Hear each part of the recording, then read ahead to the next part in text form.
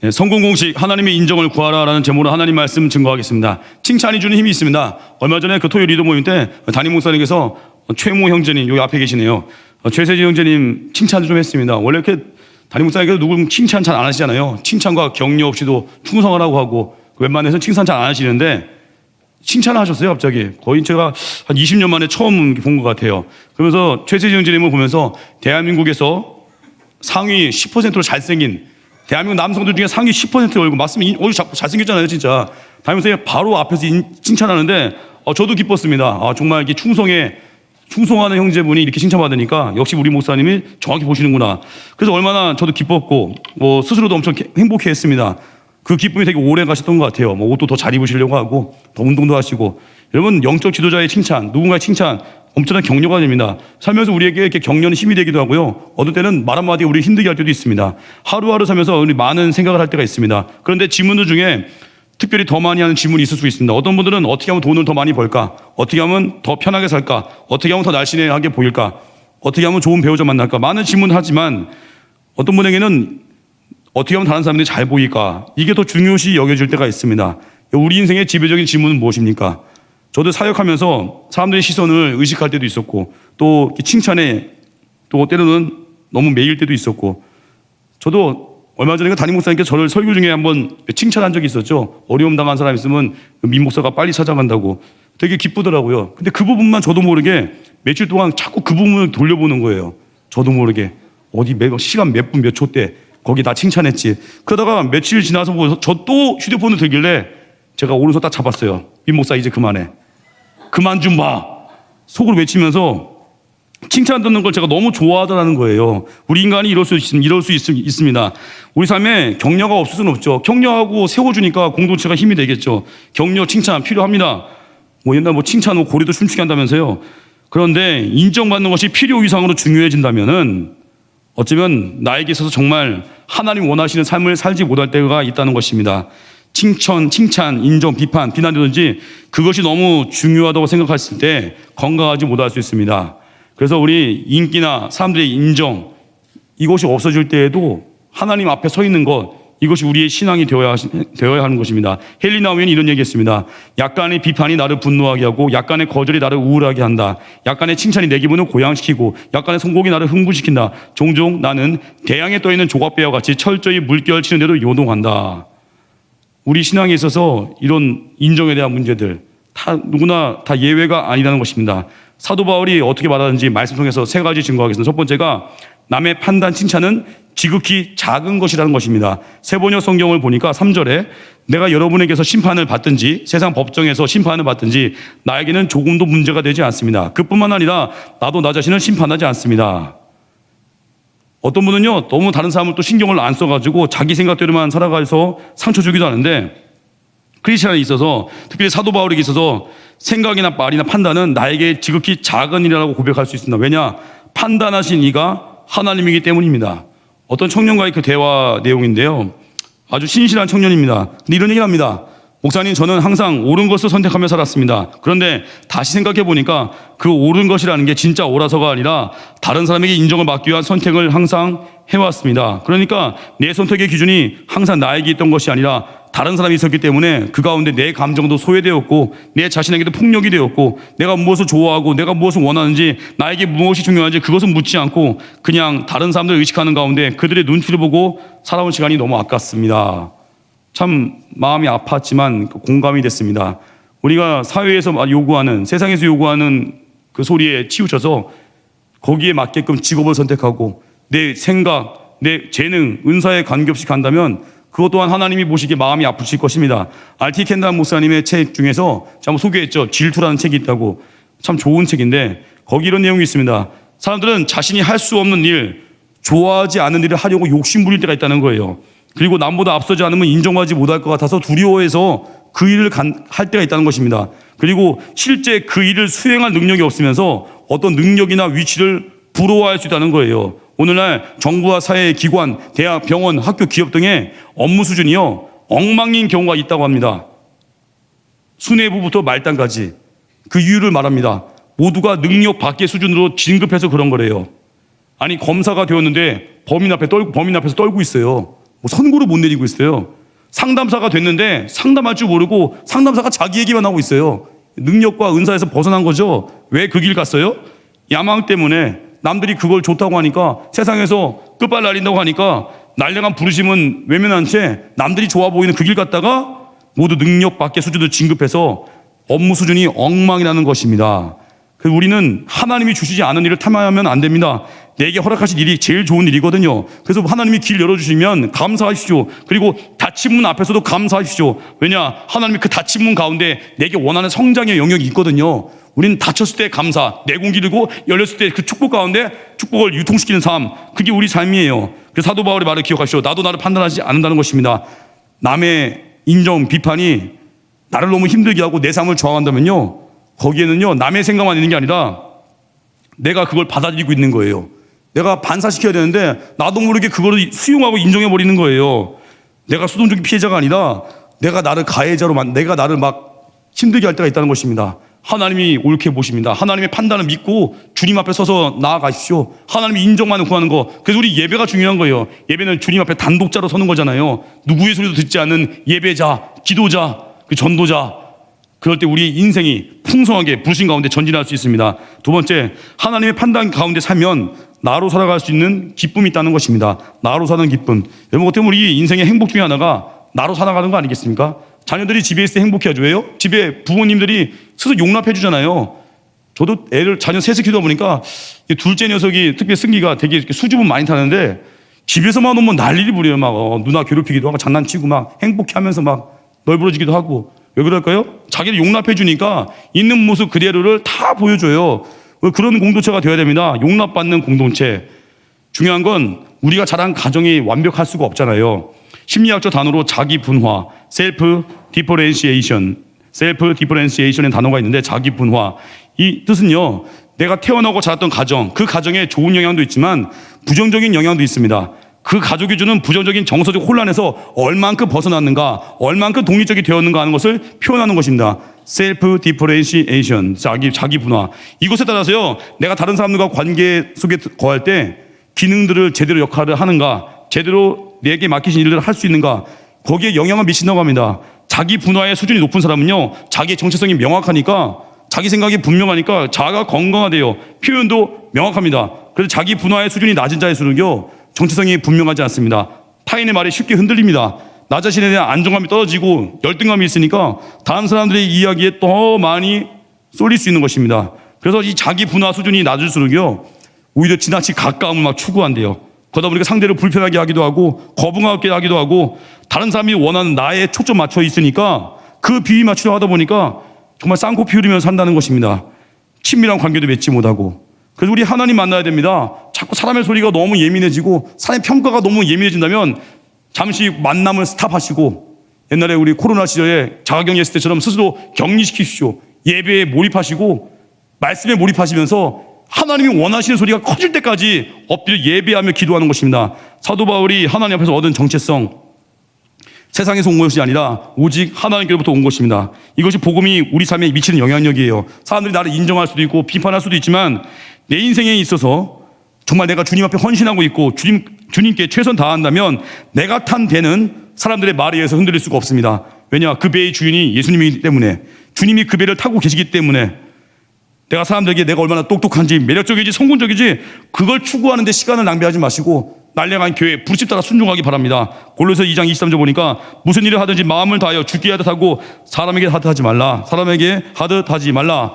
무슨 일을 하느냐가 문제가 아니라 왜 그것을 하는지, 주님이 날 부르셨는지, 또 어떻게 해야 되는지, 누굴 위해서, 하나님의 영광을 위해서 이거 점검하는 것입니다. 비록 급여가 적고 연봉이 적고 세상에서 볼 때 뭔가 이렇게 밀리는 것 같지만 우린 내가 하는 일을 좋아해야 돼요. 왜냐하면 부르심의 길이거든요. 세상이 보는 시각과 하나님의 시각은 다르거든요. 날 보내신 자리, 부르심 자리라면 세상의 기준으로 볼 때는 마음에 안 드는 직업을 가질 수도 있어요.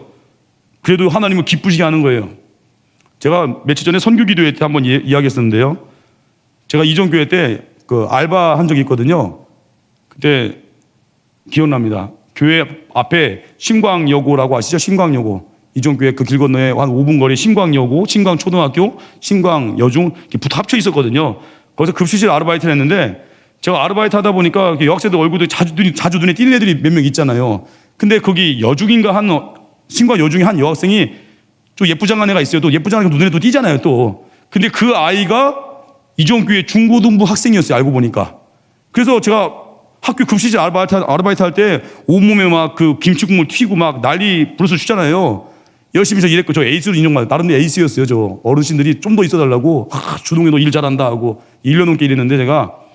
근데 그렇게 급식실 하다가 교회 와서 주일날에 이제 나름 깔끔하게 옷 입고 교회 가잖아요. 근데 신광 여중에 있는 그 여학생이 중고등부 여학생을 교회에서 만나면은 저도 모르게 피했어요. 제가 왜 그런지 모르겠어요. 저도 모르게 피하고 우연히 마주치면은 그냥 어설프게 인사하고. 그때 돌이켜보니까 그런 거예요. 제 안에 예수님으로 배부르지 않으니까 제가 하는 일에 대해서 자부심이 약했던 거예요. 예수님으로 배불러지면요, 담대하죠. 내가 지금 하는 일이 왜 급식실 알바했겠습니까? 그런 상황 통해서도 내가 예배드리고 또한 경제적 자립을 위해서 또 선교하기 위해서 그 직장을, 그 알바를 택한 이유도 있었거든요. 근데 제가 왜 사람을 어려워했을까요? 예수님으로 배부르지 않으니까. 예수님을 가득 채우면요, 내가 하는 일에 대한 자부심이 생깁니다. 어떤 일에도. 그래서 오히려 다른 사람들이 오히려 부러워해요. 그 자부심을 가진 자를 오히려 부러워해요. 근데 예수님으로 배부르지 않으면요, 세상에서 잘 나가는 직업을 갖고도 스스로 괴로워하고 있어요. 스스로 절망하고 있어요. 잘 나간다는 스카이 대학 가고도 자기 초라하다고 만들고. 우리는 조건 싸움 아닙니다. 내 안에 예수님으로 꽉 채워졌는가, 그 싸움이에요. 마크 베터스 목사님, 이분이 올인이라는 책을 썼는데, 올인. 이 마크 베터스 목사님이요, 자기 경험을 이렇게 소개합니다. 자기가 대학 시절에 그 여름방학 때 배수구 파는 아르바이트 한 적이 있대요. 배수구 파는 일. 힘들잖아요. 근데 이렇게 굳은 일을 하는 자신을 멋지게 포장하기 위해서 스스로 이렇게 불렀대요. 자기와 함께하는 동료들에게 우리는 지구 재배치 엔지니어야. 이름 멋있게 줬어요. 우리는 지구 재배치 엔지니어야. 예를 들면 옛날 그런 유머 있잖아요. 붕어빵 장사를 하면은 직업이 뭐냐 했을 때 수산업이야 말하는 것처럼 당당한 거예요. 그래서 이 마크 베터스 목사님이요, 얘기합니다. 배수구 파는 일은 등골 빠지기 힘든 중노동인데 자기 그걸 최대한 즐겼대요. 기쁘게 했대요. 왜요? 하나님이 그걸 보고 계시니까 아주 기쁘게 했대요. 남들이 부러워할 만큼 우리는 지구 재배치 엔지니어야. 남들이 오히려 부러워하는 거예요. 이야, 위대한 일이네요. 지구를 재배치한다고요. 여러분, 우리 살면 살 때 마음에 드는 일을 잘할 수 있는 사람은 얼마든지 있습니다. 그러나 마음에 들지 않는 일을 잘 해낼 때 거기에 하나님을 영화롭게 하는 무언가가 있습니다. 친절한 직장 상사를 친절하게 대할 사람은 얼마든지 많습니다. 하지만 험한 막노동판에서 일하면서 하나님도 모르는 현장 감독을 예수님께 하듯이 사랑할 때 거기에 하나님을 영화롭게 하는 무언가가 있습니다. 거기에 파워가 있는 거예요. 나이스한 사람만 상대하는 거 누구나 알 수 있습니다. 근데 원수 같은 자, 힘든 일, 고된 일, 그곳에서도 하나님을 영광스럽게 할 수 있다면 그게 예수님으로 충만한 삶입니다. 그래서 사람 눈치 보지 말고 하나님 앞에서 나로 살아가십시오. 내게 주신 일을 귀하게 여기시고 어떤 상황 속에서도 하나님께 영광을 돌리는 삶, 예수님으로 배부를 때 가능합니다. 그래서 여러분, 세상이 여러분들을 부러워하게 만드십시오. 당신 안에 그 기쁨은 무엇입니까? 그래서 우리는 조건이 어려울수도 증폭되는 거예요. 조건이 어려운데 막 기뻐해요. 조건이 쉽지 않은데 막 감사해요. 근데 누군가 묻겠죠. 당신 안에 있는 소망의 이유를 묻고 싶습니다. 그때 주의 복음을 거침없이 증거하고 날량한 부르심의 계획을 담대히 들려줄 때 많은 사람들이 박수 치면서 저도 다 당신과 함께 그 길을 가고 싶습니다. 외칠 거라고요. 세 번째 메시지, 하나님 앞에서 하니까 우리는 어떻습니까? 진실해집니다. 과정 속에서 정직함. 사실 우리 인생에는요, 내가 통제할 수 있는 게 있고 없는 것도 있습니다. 가정을 어떻게 통제하겠습니까? 하나님이 내게 주신 가정인데. 어떤 장애가 있다는 거 어떻게 통제하겠습니까? 저도 막내가 발달장애 제가 통제할 수 없습니다. 성장하다 보니까 얘가 엉뚱한 행동하고 있길래 얘가 왜 그런가 했더니 저 말이 늦은 아이인 줄 알았더니 알고 보니까 발달장애였어요. 덜컥. 통제할 수가 없습니다. 여러분, 통제할 수 없는 것은 그냥 let it go예요. let it go. 그건 우리의 영역이 아닙니다. 중요한 건 내가 통제할 수 있는 것에 마음을 쏟는 것인데, 내가 할 수 있는 거 뭐예요? 있는 그대로 수용하는 거. 내가 할 수 있는 게 뭐예요? 그 문제 놓고 기도하는 거. 내가 할 수 있는 게 뭐예요? 사랑으로 영적 끌어안아버리는 거. 다른 사람들의 이야기, 칭찬, 비난 어떻게 다 쫓아다니면서 그걸 아니라고 하소연하겠습니까? 어떻게 다 우리를 변명하겠습니까? 거기에 낭비하는 게 그게 마귀가 원하는 거예요. 하소연해봤자 그 풀리지도 않습니다. 하나님 앞에 서 있는 삶, 내가 통제할 수 있는 거, 내 감정 살피는 거잖아요. 내 감정. 내가 통제할 수 있는 거, 내 시간 통제할 수 있잖아요. 남들이 뭐라 할지라도 나 예배할 수 있는 거, 남들이 뭐라 해도 새벽에 예배할 수 있는 거, 이건 내가 통제할 수 있잖아요. 내가 통제할 수 있는 영역에 집중하는 거, 그게 하나님 원하시는 삶이라는 것입니다. 최초의 퓰리처상을 수상한 언론인 허버트 스워프가요, 이런 말을 했습니다. 나는 당신에게 성공을 위한 확실한 공식은 알려줄 수 없다. 하지만 실패를 위한 공식은 말할 수 있다. 그건 언제나 모든 사람을 기쁘게 하려고 노력하는 것이다. 실패 공식이 뭐라고요? 모든 사람을 기쁘게 하려고 노력하는 것. 우리가 어떤 삶을 살았는지 한번 점검해 보시죠. 혹시 언제나 모든 사람을 만족시키려고 애쓰신 분이 있습니까? 이제 오늘 예배 가운데 돌이키십시오. 모든 사람을 기쁘게 하는 건 애초부터 불가능한 것입니다. 우리는 한 분, 우리 하나님 기쁘게 하는 겁니다. 이런 말을 했어요. 어느 분이. 모든 사람에게 사랑받는 인생과 어떤 사람에게는 미움을 받을 수 있는 인생, 두 가지 중에 하나를 선택해야 한다면 나는 주저없이 후자를 선택할 것이다. 어떤 사람에게는 미움을 받을 수 있는 인생, 다 우리를 좋아할 수 없습니다. 맞는 말이죠. 미움받는 거 있을 수 있습니다. 물론 내가 잘못해서 자꾸 미움받는다면 내 잘못을 고쳐야겠죠. 하지만 정말 하나님의 뜻대로 살다 보면요, 그 과정에도요, 미움이 있고 오해가 있고 핍박이 있을 수 있습니다. 모든 사람이 동의하지 않는 길을 나 혼자 걸어야 할 때도 있습니다. 외로운 길입니다. 그러나 그것이 하나님의 뜻이라면, 그것이 내 삶 통해 이끌고자 하시는 하나님이 원하시는 길이라면 기도하고 배짱 튕기는 거예요. 용기 내는 거예요. 우리가 남들의 눈에 어떻게 보일까 집착하는 거 한번 뒤집어 보면요, 그 사람은 지독히 자기 중심적인 사람일 수 있습니다. 오히려 내 자신을 그대로 보여줄 수 있을 때 남들이 오해할 수도 있고 비판할 수 있지만 그걸 견뎌 나가면서 우리의 신앙은 더 견고해지는 거예요. 오늘 하나님께서 사도 바울을 통해 우리에게 외칩니다. 나를 판단하시는 이는 오직 주님밖에 없다는 것. 그리스도 안에서 내가 발견되는 것. 하나님 우리를 판단하고 정죄하지 않으십니다. 예수 그리스도의 십자가, 우리를 있는 모습 그대로 사랑하시는 그 십자가, 원수된 우리 위해서 목숨 버리신 그 십자가, 그 십자가 안에 우리는 자유를 누리는 것입니다. 내 자신으로 살라, 그래야 네가 외롭지 않아, 그걸 외치는 것입니다. 갈라디아서 1장 10절 말씀 보니까 이제 내가 사람들에게 좋게 하랴, 하나님께 좋게 하랴, 사람들에게 기쁨을 구하랴. 내가 지금까지 사람들의 기쁨을 구하였다면 그리스도의 종이 아니니라. 사람들에게 휘둘리지 마십시오.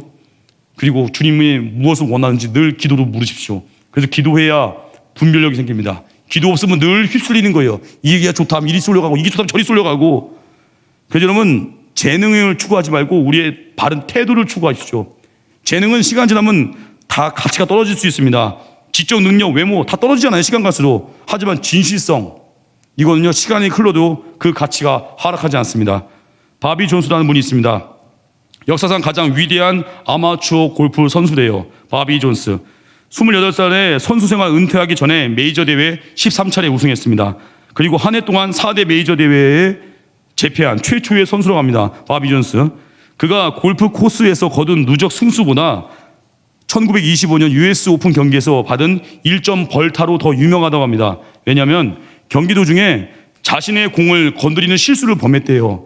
저는 뭐 골프장 가본 적이 없으니까 룰을 잘 모르겠지만 하여튼 경기 도중에 자신의 공을 건드리는 실수를 범했대요. 그런데 대회 임원들도 함께하던 선수들도 갤러리들도요, 어느 누구도 공 건드리는 걸 보지 못했답니다. 그가 벌타받지 않는 것이 당연하다고 생각한 거예요. 어쨌거나 아무도 못 봤는데 그는 양심을 속일 수 없었어요.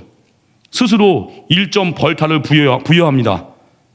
결국 한타 차이로, 1타 차이로 US 오픈의 우승을 놓쳤습니다. 경기 끝난 후에 대회 임원들이 그의 진실함을 칭찬했는데 그가 이렇게 얘기했습니다. 제가 스스로 1점 벌타를 주었다고 칭찬하시는 것보다는 은행을 털지 않았다고 칭찬하시는 게 더 나을 것입니다. 골프 경기를 하는 방법은 딱 한 가지 뿐이니까요. 바비 존스는요, 양심을 지켰습니다. 그래서 규칙을 지킨 거예요. 그 이상도 이하도 아닙니다. 그리고 그는 골프 경기의 품격을 높였습니다. 우승보다 진실성에 그의 마음이 가 있었습니다.